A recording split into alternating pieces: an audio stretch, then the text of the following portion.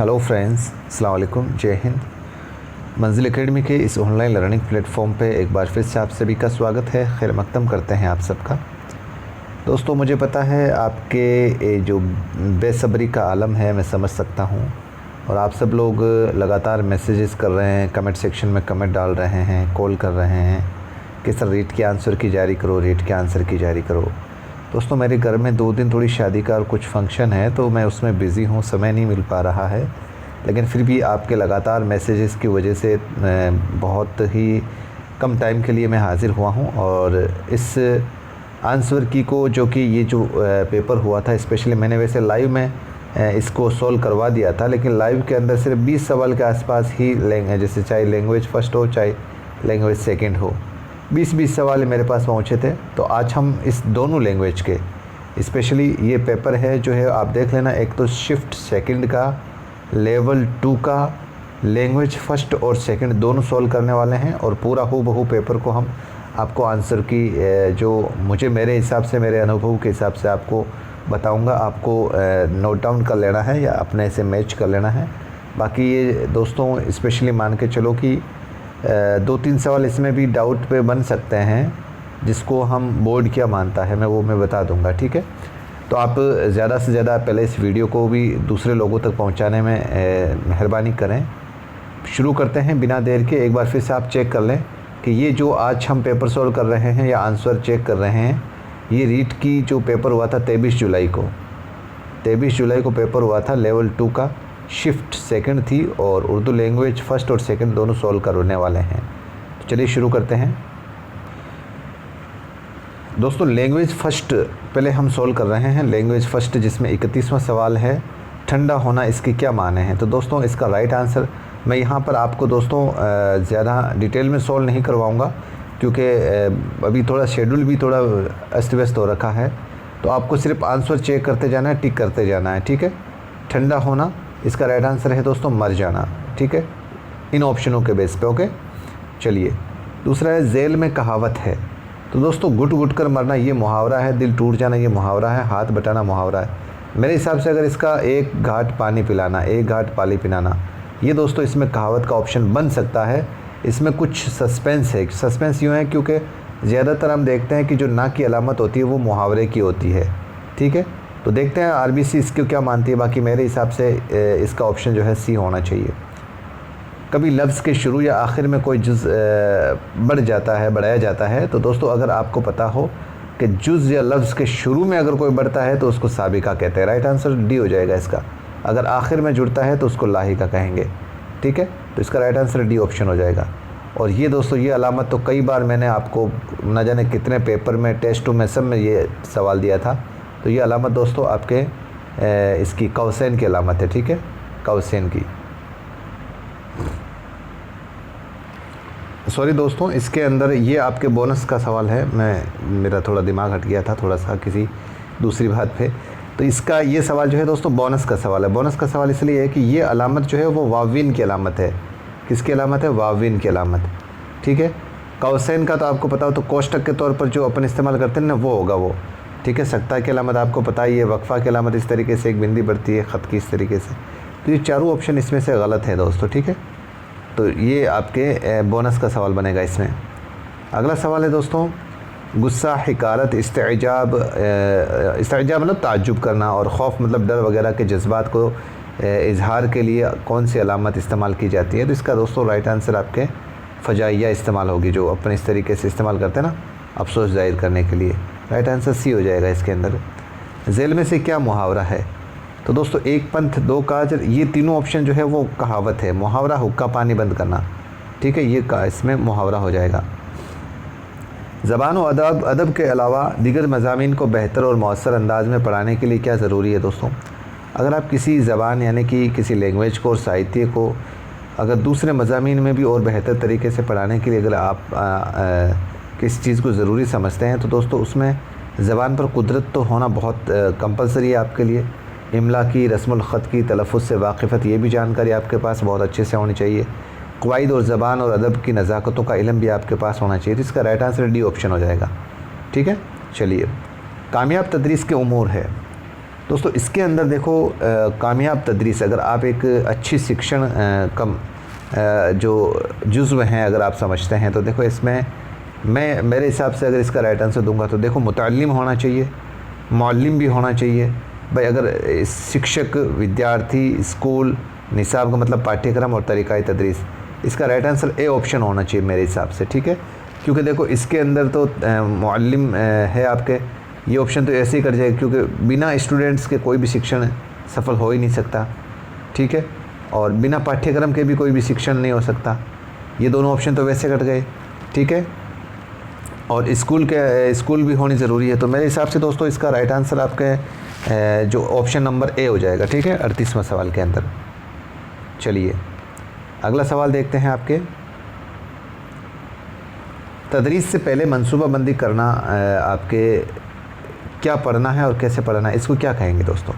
याद रखिएगा दोस्तों, तमहीद सबक जो मैंने बताया था वो प्रस्तावना को जिसको बोलते हैं अपन, ठीक है। मौलम की मिसाली बुलंद ख्वानी, अगर किसी एग्ज़ाम्पल को लेकर जो बुलंद आवाज़ से अगर कोई शिक्षक पढ़ा रहा है तो ये तो दरमियान का हिस्सा है उस सबक का। और मुतालिम की तक़लीद बुलंद ख्वानी, यानी कि जो विद्यार्थी हैं अगर वो उस्ताद की अनुकरण करेंगे, बुलंद आवाज़ से अनुकरण करने की जो एक्टिविटी है वो भी इस बीच का भाग है। ये क्या कह रहा है? तदरीस से पहले, इसका राइट आंसर दोस्तों तदरीसी फ़िज़ा हो जाएगा। मुआवन सरगर्मियाँ है क्या है? बज़्म व अदब का क़याम, बहस व मुबाहिसा, तकरीरी और तहरीर व मुबाला। अगर मैं दोस्तों अगर कहूँ कि मुआवन सरगर्मियाँ, यानी कि अगर आपके जो निसाबी जो पाठ्यक्रम है उसमें कौन कौन सी ऐसी एक्टिविटियाँ इस्तेमाल हो जाती है, तो बहस व मुबाहिसा मतलब वाद विवाद होता है इसके अंदर, और तकरीरी तहरीरी यानी कि लिखित और मौखिक मुकाबले भी होते हैं। बिल्कुल, अगर ये दो ऑप्शन अगर आप पढ़ लेते हैं तो जाहिर सी बात है कि डी ऑप्शन होगा ही होगा। बज़्म व अदब का क़याम मतलब होता है दोस्तों एक ऐसी महफ़िल कायम करना जिसके अंदर बच्चे अपने पाठ्यक्रम के अनुसार किसी महफ़िल के अंदर साहित्य को लेकर कुछ डिस्कशन कर सके। तो ये भी ऑप्शन इसमें सही था, राइट आंसर डी ऑप्शन हो जाएगा इसका। इम्तिहान के खौफ और तनाव से तलबा को बचाने के लिए क्या ज़रूरी है दोस्तों? देखो, अगर आप स्टूडेंट्स के अंदर डर कम करना चाहते हैं तो दोस्तों मान के चलो कि सवाल की जो लैंग्वेज है वो बहुत आसान होनी चाहिए और गैर ज़रूरी सवाल ना पूछा जाना चाहिए। तो दो बातें अगर आपके सही है तो आप डायरेक्ट इस पे आ जाओ, ये ऑप्शन सही हो जाएगा। अगर बच्चे के सामने निसाब को सामने रखेंगे भी ना तो भी मतलब ये चीज़ पढ़ेंगे, आज बच्चों हम ये चीज़ पढ़ेंगे, इस तरीके से अगर वो, तो उसका डर ख़त्म हो जाता है। तो तीनों ही बातें सही है इसके अंदर, डी ऑप्शन इसका सही हो जाएगा। ज़बान की किस्में हैं, ये ज़्यादातर बच्चे मुझे सवाल भेज रहे हैं, तो दोस्तों एक बात सुनिए आप इसको अच्छे से। इसका राइट आंसर होता है सी ऑप्शन। देखो कैसे होगा भाई, आवाज़ों की ज़बान तो सभी जानते हैं, आवाज़ के बेस पर अगर आज हम अपने विचारों का आदान प्रदान कर रहे हैं। इशारों की ज़बान होता है दोस्तों, हम जैसे कोई एक गूंगा होता है उसको हम अपने इशारों में बात करते हैं ना, कि भाई जैसे पानी मांगते हैं तो अपन अपना हाथ जो है अपने होठों के पास में ले जाते हैं, इस तरीके से ये इशारों की ज़बान होती है। और तीसरी अलामत की ज़बान, अलामत का मतलब होता है कोई ऐसे सिंबल को या एक ऐसे पहचान को सामने रखकर उसके बारे में बातचीत करना, तो ये अलामती ज़बान भी है दोस्तों एक तरीके से देखा जाए तो। ये जो उर्दू की जो गज़ल होती है उन गज़लों के अंदर स्पेशली अलामती ज़बान ही इस्तेमाल की जाती है। मेरे हिसाब से दोस्तों इसका सी ऑप्शन 99% सही होना चाहिए। बाकी बोर्ड क्या मानता है वो देखते हैं। तलबा के सही तलफ़ुज़ और पढ़ने के सलीके का अंदाज़ा लगा सकते हैं। याद रखिएगा दोस्तों, सही तलफ़ुज़, ये सवाल मैंने दिया था अपने टेस्ट पेपर के अंदर। सही तलफ़ुज़ को अगर जांचना है अपने को तो दोस्तों उसकी बुलंद ख्वानी, यानी कि उसको बुलंद आवाज़ से बुलाएं ताकि उसका तलफ़ुज़ चेक किया जा सकता है बुलंद ख्वानी के ज़रिए, यानी कि तेज़ आवाज़ के साथ उसको। चलिए अगला सवाल है दोस्तों, माइक्रो टीचिंग का इस्तेमाल सबसे पहले कब और कहाँ हुआ?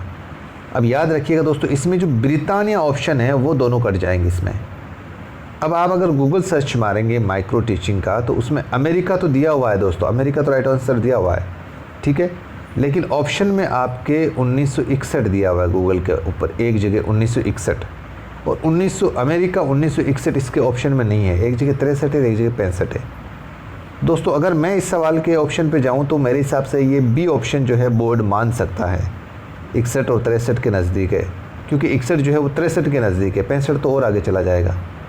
एग्जैक्ट डेट तो दोस्तों 1961 है माइक्रो टीचिंग के सबसे पहले इस्तेमाल। बाकी देखते हैं बोर्ड क्या मानता है इसका। चलिए ये पैराग्राफ है, आपने पढ़ लिया होगा, आपने देख लिया होगा, इसको देख लीजिएगा एक बार। देहात और कस्बात की समाजी ज़िंदगी में कस्बात क्या है दोस्तों? जाहिर सी बात है, कस्बे की जमा है। ये क्या है? कस्बे की जमा। देहात और कस्बात की समाजी ज़िंदगी के सारे रंग कहाँ नज़र आते हैं? लोक गीतों में नज़र आते हैं। इसका ऑप्शन ए। रत जगे का मतलब होता है रात को जागना। अब ये सवाल दोस्तों, मुझे जो सवाल भेजा गया था उसमें देखो, सास, ननदू, देवर, भाभी, इसमें मैंने जब लाइव सोल्व करवाया था तो उसमें मैंने आपके इसके अंदर देवर को बताया था। लेकिन दोस्तों मेरे पास सवाल ऐसा पहुंचा था, ननदू ऑप्शन नहीं मिला था मुझे, ननद आया था, एक नाम लिखा हुआ ननद। तो दोस्तों इस ऑप्शन के बेस पर अगर इसको अगर बेहतर समझें, बड़े ध्यान से समझें इसको, तो देखें भाई, इसको देवर इसलिए बता रहा था मैं क्योंकि सास, ननद और भाभी ये तीनों मुअन्नस है, देवर जो है इसमें मुज़क्कर है, तो इसलिए मैंने देवर को बताया था। लेकिन इससे बेहतर ऑप्शन आप दोस्तों इसको इस तरीके से काट सकते हैं। इसका राइट आंसर दोस्तों ननदू होगा 101%। इसलिए होगा क्योंकि पहले मेरे पास ये जो ननदू हैं ये बहुवचन था, इसका सिंगुलर मुझे भेज दिया था ननद, ठीक है, तो उस हिसाब से तो ये देवर सही था। लेकिन अब यहाँ इन ऑप्शनों के इस लाइन के बेस पर देखें तो सास, देवर और भाभी ये तीनों सिंगुलर है दोस्तों। सिंगुलर का मतलब वाहिद है, एक वचन है। लेकिन जो ननदू हैं वो बहुवचन है, यानी कि वो ये जमा है। इसका राइट आंसर है, आपको क्या मुख्तलिफ पूछा है भाई, इनमें से कौन सा ऐसा वर्ड है जो अलग है, शो हो रहा है। तो जाहिर सी बात ये तीनों वाहिद है, यानी कि तीनों जो है एक वचन है, लेकिन ननदू जो है वो ननद की जमा है। इसका ऑप्शन राइट सी हो जाएगा। और दूल्हा दुल्हन ये तो आपस में एक दूसरे के मुतज़ाद हैं दोस्तों, आसान सवाल था। माजी, हाल, मुस्तकबिल किसकी किस्म है? ये भी आसान सवाल है, ज़माने की किस्म है, ठीक है। चलिए, मुब्तदा और ख़बर किसके अंसर हैं जुमले के? हू बहू दोस्तों मेरा जो कंटेंट है उसमें से ये सवाल बने हैं इजीली, बहुत इजीली। अब यहाँ पर इस चीज़ को थोड़ा सा समझे दोस्तों। दोस्तों इस सवाल के जो ऑप्शन हैं, वसली जुमला, ताबे जुमला, तरदीदी जुमला, सबबी जुमला, ये मेरे हैंड रिटन नोट्स के अलावा शायद किसी बुक में नहीं मिलेंगे आपको, आप देख लेना दोस्तों। इस ऑप्शन में अगर हम देखें तो मेरे हिसाब से भाई, जब दो या दो से ज़्यादा जुमले मिलकर एक मफ़हूम को अदा करें, तो याद करिएगा दोस्तों, ये मुरक्कब मुतलक जुमले की किस्में हैं, वसली जुमला, तरदीदी जुमला और सबबी जुमला। ये तीनों मुरक्कब मुतलक जुमला है। मुरक्कब की जो हम जुमले की किस्में पढ़ते हैं उसमें मुरक्कब मुतलक की किस्में जो हैं, एक वसली है, एक तरदीदी है, एक सबबी है। आप मेरे हैंड रिटन नोट्स में देख लेना। ताबे जुमले हैं जिसको मुल्तफ़ जुमला भी बोलते हैं, ये आपके एक अलग जुमला है। तो मुझे लगता है कि इस ऑप्शन को अगर हम देखें तो ये ताबे जुमला इसका राइट आंसर होना चाहिए। 99% ताबे जुमला। देखते हैं इसका RBC कौन सा आंसर सही मानती है। बाकी मेरे हिसाब से इसका जो है वो ताबे जुमला होना चाहिए। चलिए, मुसाफिर ये मंज़र देखकर और भी परेशान हुआ। मैं मुसाफिर क्या है? सफ़र करने वाला, फ़ाइल हो जाएगा यहाँ पर, ठीक है। मुसाफिर ये मंज़र देखकर और भी परेशान हुआ, तो मुसाफिर फ़ाइल हो जाएगा, सब्जेक्ट हो जाएगा दोस्तों। मुसाफिर ये मंज़र देख रहा था, इस जुमले में देख रहा, देखना, देखना दोस्तों फ़ाइल हो जाएगा, क्रिया हो जाएगी, ओके। जो कि सूखी रोटी पानी में भिगोकर खाने वाला शख्स, जो कि सूखी रोटी पानी में भिगोकर खाने वाला शख्स, तो यहाँ पर जो कि रोटी जो है मतलब खाने वाले एक शख्स के बारे में बात हो रही है। मतलब रोटी कौन, किसकी रोटी खा रहा है? आपके खान जो कि रोटी कौन खा रहा है? एक शख्स है, मतलब एक शख्स जो ज़ाहिर हो रहा है। उस शख्स का काम का असर कहने का मतलब, अगर किसी काम का असर जो है आपके फ़ाइल तक पहुँच रहा है तो फ़ेल लाजिम, अगर किसी काम का असर मफ़ूल तक पहुँच रहा है तो फ़ेल मुतअद्दी, अगर किसी काम का बिल्कुल ही असर ना हो रहा हो फ़ाइल और मफ़ूल पर, तो उसका असर साबित ना कर पाए, तो दोस्तों वो आपके फ़ेल नाक़िस होता है। तो दोस्तों फ़ेल नाक़िस तो होगा नहीं इसके अंदर, तो ये भी दो ऑप्शन तो कट गए, बाकी बच्चे आपके इसमें फ़ेल लाजिम और फ़ेल मुतअद्दी। जो कि सूखी रोटी पानी में भिगोकर खाने वाला शख्स, जो कि सूखी रोटी पानी में भिगोकर खाने वाला शख्स, इसमें दोस्तों फ़ेल लाजिम है दोस्तों मेरे हिसाब से, ठीक है। बाकी देखते हैं ऑप्शन, मेरे हिसाब से फ़ेल लाजिम। उसने महसूस किया कि जो कि सूखी रोटी पानी में भिगोकर खाने वाला शख्स, जुमले में जो कि सूखी रोटी, एक सेकंड, जो कि सूखी रोटी, यहाँ पर दोस्तों ध्यान दीजिएगा, फ़ेल लाजिम नहीं होगा इस ऑप्शन में। इस ऑप्शन में भाई रोटी कैसी है, जो कि, और खाने वाला शख्स भी मौजूद है, यानी कि फ़ेल से काम कहाँ तक पहुँचा है, मफ़ूल तक पहुँचा है, तो फ़ेल मुतअद्दी राइट आंसर है इसका 55 नंबर में। ठीक है, अब यहाँ पर जो की सूखी रोटी क्या है यहाँ पर, तो दोस्तों यहाँ पर जो की सूखी रोटी मफ़ूल है। यहाँ पर उसने महसूस किया कि जो की सूखी रोटी पानी में भिगोकर खाने वाला शख्स, जुमले में जो की सूखी रोटी, ठीक है, मफ़ूल है। ठीक है, चलिए। उसके चेहरे पर सुकून और इत्मीनान था। भाई कोई इसमें फ़ेल फ़ाइल मफ़ूल फ़ाइल का या मफ़ूल का वो असर साबित नहीं हो रहा, तो यहाँ पर फ़ेल नाक़िस हो जाएगा इसका राइट आंसर। जिससे किसी इसम की ख़ास हालत और कैफ़ियत का इल्म हो। बिल्कुल इसमें कैफ़ियत, बहुत आसान सवाल, हूबहू अपने कंटेंट की लाइन आप देख लेना दोस्तों, एकदम कंटेंट की लाइन उठाई गई है। जो किसी इसम या फ़ेल की कमी या ज़्यादती या नाप तोल का पैमाना बताए, बिल्कुल कंटेंट की लाइन, अपना जो हैंड रिटन नोट्स है उसकी कंटेंट की लाइन उठाई हुई है दोस्तों। तो नाप तोल का पैमाना आपके सिफ़त मिक़दारी के अंदर हो जाएगा। ज़मीर शख्सी की सूरतें हैं दोस्तों, ये हूबहू जो मैंने NCERT का कंटेंट कराया था आपको, एक पेज ज़मीर का, उसमें से हूबहू लाइनें उठाई गई है, आप देख लेना मेरी। तो ये तीनों ही बातें ज़मीर के बारे में सही है दोस्तों, इसका राइट आंसर डी ऑप्शन हो जाएगा। ठीक है दोस्तों, ये तो था आपके लैंग्वेज फ़र्स्ट का सवाल। अब हम समझते हैं लैंग्वेज सेकंड को। लैंग्वेज सेकंड के अंदर दोस्तों पहला सवाल है, हुरूफ़ इल्लत है यहाँ पर। तो दोस्तों मैंने इसको लाइव में भी सॉल्व करवाया था, कहा कि ये हुरूफ़ इजाफ़त है, और ये आपके राइट आंसर इसमें क्यों किए और इसलिए, ये राइट आंसर है इसके अंदर। बारात लफ्ज़ क्या है दोस्तों, ये व्यक्तियों के समूह की बात हो रही है, तो यहाँ पर इसमें जमा है, ये राइट आंसर सी ऑप्शन। वो लड़का जो फ़ेल हुआ है वो उसका दोस्त है, इसमें जो ख़त कशीदा वर्ड है ये क्या है दोस्तों, तो यहाँ पर जो, जहाँ ज़मीर मौसूला है दोस्तों, कौन सी है, ज़मीर मौसूला। इस जो वाले दोस्तों मैंने इसका एग्ज़ाम्पल भी बताया था कि वो लड़का जो कल खो गया था मिल गया, जो वाला दोस्तों आसान सवाल दिया था बिल्कुल। हुरूफ़ दायरा क्या है दोस्तों, इस सवाल को लेकर बहुत बच्चे कंफ्यूज हो रहे हैं दोस्तों। इसके अंदर देखो, एक अगर हम उर्दू की लुग़त का अपन एनालिसिस करते हैं, तो इस दायरे वाले कंटेंट को अगर हम पढ़ते हैं तो उसमें एक चीज़ निकल कर आती है कि ऐसे हुरूफ़, एक तो देखो ये दोस्तों, ये लेफ़्ट है और ये राइट है। ये कहता है कि दायरा हुरूफ़ क्या कहते हैं कि जो लेफ़्ट जानिब मतलब दायरा बनता हो, लेफ़्ट जानिब। उर्दू की लिखावट कैसी आप समझते हैं, उर्दू की लिखावट इस तरीके से तो अलिफ बे ते से, यानी कि राइट साइड से है। तो यहाँ पर अगर किसी लफ्ज़ की बनाव, जैसे अपन ऐसे लिखेंगे, घुमाव या दायरा जो है राइट साइड से होकर लेफ़्ट साइड की तरफ ऊपर जा रहा है, यानी कि लेफ़्ट की तरफ अगर कोई दायरा घूम रहा है तो वो दायरा हुरूफ़ होते हैं। बाकी आप यहाँ पर देखो, अलिफ ते जो हैं इनके दायरे तो दोस्तों ना लेफ़्ट घूम रहे हैं ना राइट घूम रहे हैं, सिर्फ घूम के और एक जगह स्टॉप हो गए। लेकिन ये जीम चे है खे, इनका दायरा देखो आप दोस्तों राइट साइड की तरफ जा रहा है। दाल डाल जाल, इनका भी दायरा जो है एकदम एक दायरे के अंदर रह रहा है। बाकी दोस्तों मेरे हिसाब से इसका जो ऑप्शन होना चाहिए वो डी ऑप्शन होना चाहिए, क्योंकि बे पे ते, इसका दायरा यूँ करके यूँ लेफ़्ट साइड की तरफ ऊपर जा रहा है, लेफ़्ट होके ऊपर जा रहा है, लेफ़्ट होके। तो मेरे हिसाब से डी ऑप्शन होना चाहिए दोस्तों। बाकी देखते हैं बोर्ड क्या मानता है। ज़रबुल मिसल यानी कि कहावत नहीं है दोस्तों, कहावत नहीं है इसके अंदर। तो देखो, बंदर के गले में मोतियों का हार, दूर के डोल सुहाने, आँख में धूल डाना, नए जवाने मांझा ढीला, इसके अंदर बहुत आसान था। ये डी ऑप्शन जो है ये मुहावरा है, कहावत नहीं है।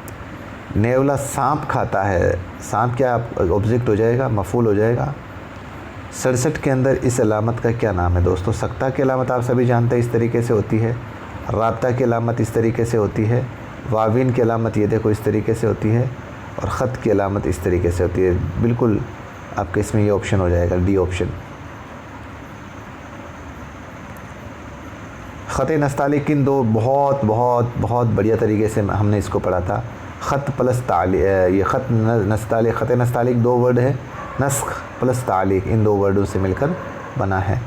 उर्दू ज़बान के लिए कौन सा कौल दुरुस्त है, उर्दू ज़बान के लिए दोस्तों, उर्दू ज़बान के लिए, उर्दू ज़बान बिल्कुल पहली ज़बान जो है वजूद में आई थी मुख्तलिफ़ ज़बानों से मिलकर, बहुत आसान भी है, और मोहब्बत शफ़क़त ये सारी चीज़ें हैं इसके अंदर। डी ऑप्शन इसका राइट आंसर हो जाएगा। उर्दू में कुतुब की तिबात के लिए कौन सा रस्म ख़त है, अगर आप किसी किताब को आपके छापना चाहते हैं, तिबात करना चाहते हैं, तो ख़त नस्तालिक दोस्तों उर्दू के अंदर तो यही बेस्ट है, सबसे बढ़िया। उर्दू ज़बान की तदरीस के उमूमी मकासद क्या हैं? अगर आप आम मकसद देखें, हम जब हम डिस्कस करते हैं अपने आम मकसद और ख़ास मकसद को, तो दोस्तों मैंने PDF भी प्रोवाइड करवाई थी। आप अगर उसको पढ़ते हैं तो उसके अंदर ये बातें बिल्कुल निकल कर आएगी कि भाई उर्दू ज़बान से लगाव पैदा करना बिल्कुल सही है, उर्दू लिखने और पढ़ने में महारत पैदा करना बिल्कुल सही है, सही तलफ़ुज़ और क़ुव्वत मदख़ला तख़य्युल यानी कि एक ख़याल करने की एक रचनात्मक जो विकास है उसमें उसका विकास करना, उसकी ताकत को बढ़ावा देना, तो इसमें डी ऑप्शन राइट आंसर हो जाएगा। समाअत की खामियों को दूर करने का तरीका क्या है? समाअत, अगर कोई बंदे को, किसी बच्चे को सुनने में कोई दिक्कत आ रही है तो आप उसको दूर कैसे करेंगे? तो मुतकल्लिम यानी कि बात करने वाला अपनी गुफ्तगू में दिलचस्पी और दिलकशी पैदा करे, बिल्कुल सही है। अपने लहजे के ज़ेर व बम का ख्याल करें। ज़ेर व बम का मतलब होता है दोस्तों उतार चढ़ाव, तो ये भी बिल्कुल सही है ऑप्शन।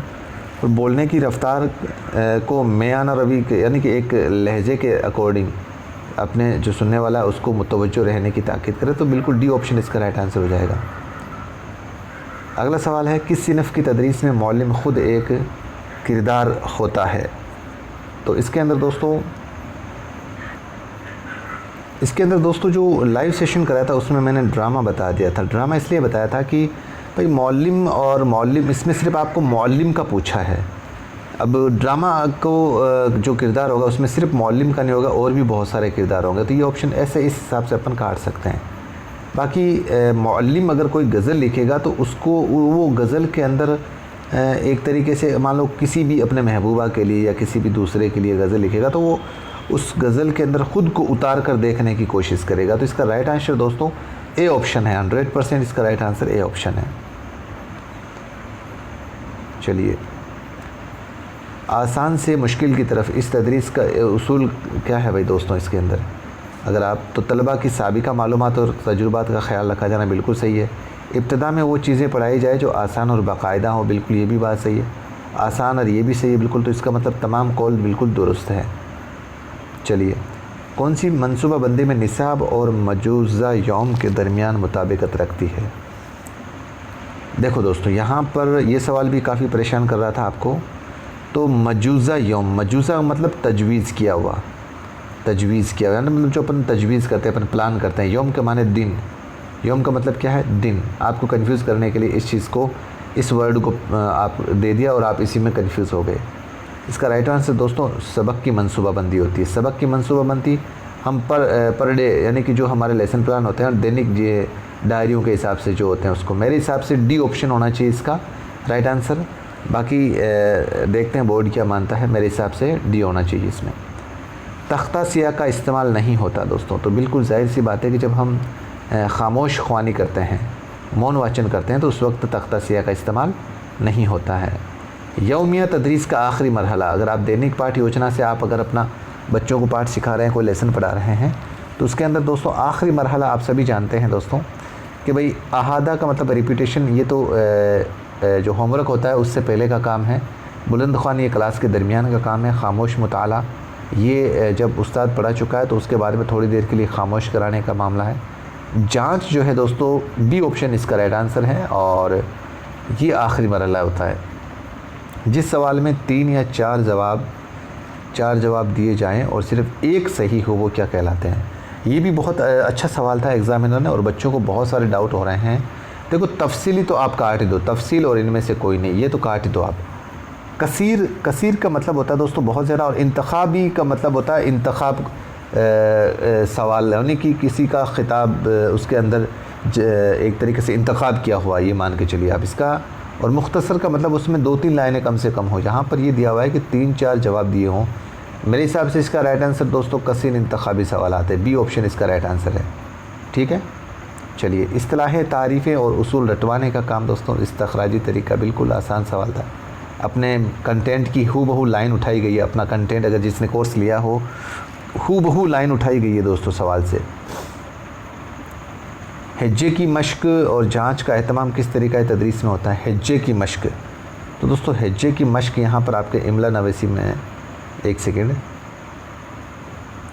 बिल्कुल हिज्जे की इमला नवेसी के अंदर हो जाएगा राइट आंसर इसके अंदर, मेरे हिसाब से डी ऑप्शन। क्योंकि मजमून नवेसी और दरख्वास्त नवेसी, इसके अंदर हिज्जे की ज़रूरत नहीं होती, बच्चे खुद अपने आप लिखते हैं। नकल के अंदर लिखने का काम होता है। और मेरे हिसाब से इसका राइट आंसर इमला नवेसी होना चाहिए, क्योंकि वो जैसे वो आपके उसने किस तरीके से लिखा है, उसने किस तरीके से मश्क की है हेजे की, तो इसका दोस्तों इमला नवेसी इसका राइट आंसर हो जाएगा मेरे हिसाब से। बाकी देखो इसमें ए ऑप्शन पर भी कुछ ना कुछ सस्पेंस जा रहा है नकल नवेसी का। बाकी देखते हैं बोर्ड क्या मानता है। आप इस पर स्टार लगा लीजिए, इस सवाल को इस पर स्टार लगा लीजिए एक बार, देखते हैं इस पर क्या होता है। चलिए, ये पैराग्राफ है आपके, आप अच्छे से देख लीजिएगा, इसको पढ़ा होगा आपने इसका।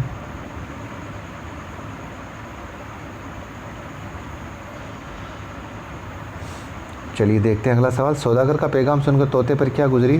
तो हूबहू दोस्तों ये रहा आपके इसका सवाल। वो पिंजरे में बेचारा गिर पड़ा और ठंडा हो गया। इंसान की ज़बान ही आग है इस जुमले में। इस जुमले का मफ़हूम क्या है भाई? अगर हम देखें तो दोस्तों इंसान की ज़बान ही जो है कि मोटिवेट करके किसी को जीत दिला सकती है, किसी को दुख दे सकती है और किसी को दुश्मन भी बना सकती है। इसका मतलब ये डी ऑप्शन जो है राइट आंसर हो जाएगा दोस्तों। अफसोस हज़ार अफसोस, ये सवाल जब मैंने दोस्तों लाइव सॉल्व करवाया था तो उसमें मुझे ये ऑप्शन नहीं भेजा था किसी ने, ये वाला ऑप्शन, ठीक है। तो इसके अंदर अफसोस हज़ार अफसोस का राइट आंसर दोस्तों कलमा तासुफ़ है। तासुफ़ का मतलब अफसोस करने वाला। अगर हम किसी बात पर हमें अफसोस हो रहा है तो वो तासुफ़ होगा। अम्र का मतलब किसी को हुक्म देना, बयान या नहीं होगा, इस्तीफ़ा भी नहीं होगा। इसका राइट आंसर कलमा तासुफ़ होगा। ठंडा हो गया, इसका मतलब ऑप्शन मर गया, सी ऑप्शन इसका राइट आंसर है। गलती की जमा बिल्कुल अगलात है, राइट आंसर बिल्कुल 100%। ये अशार बिल्कुल बिल्कुल बिल्कुल, ये बहुत अच्छी नज़म था। बच्चों को एक ऑप्शन यहाँ पर जुगनू नाम आते, इकबाल एक ऑप्शन नहीं था। अब बच्चे उलझ गए, ज़्यादातर बच्चों का ये सवाल गलत है। सिकंदर अली वजद इसका राइट आंसर है। 105 की NCERT बुक चलती है, उसके अंदर से ये गज़ल उठाई गई है। रोशन था इसका दर अंधेरा, इसमें कौन सी सिनात का इस्तेमाल हुआ है? रोशन और अंधेरा आपस में एक दूसरे की ज़िद हैं, मुतज़ाद हैं, तो दोस्तों सी ऑप्शन इसका राइट आंसर हो जाएगा। जुगनू अलामत किसकी है दोस्तों? जुगनू अलामत है रोशनी की, ठीक है, रोशनी की। जुगनू इस तरह उड़ रहे थे, हीरू में पर लगे हुए थे, तो जुगनू को हीरू से तशबीह दी गई है दोस्तों, यहाँ पर हीरू से तशबीह दी गई है। लफ्ज़ जमाल का मुतरादिफ दोस्तों यहाँ पर खूबसूरती हो जाएगा, ठीक है। तो ये दोस्तों आपको मैंने डिटेल के अंदर एक मान के चलिए, डिटेल का मतलब जो 99% जो सवाल के आंसर थे वो मैंने आपको बता दिए हैं। कोई 1% सवाल जो है हमने बोर्ड पे छोड़ा है, देखते हैं कौन सा सही होता है। आप ज़्यादा से ज़्यादा इसको अपने साथियों में, ग्रुपों के अंदर शेयर करने की मेहरबानी करें, ताकि जो बच्चे बेसब्री से इंतज़ार कर रहे हैं उनका बिल्कुल उनको थोड़ी तसल्ली मिल जाए, ठीक है। बहुत जल्दी हम अगला जो शिफ्ट है उसका पेपर लेकर आएँगे। दीजिए इजाज़त, खुदा हाफिज़, जय हिंद।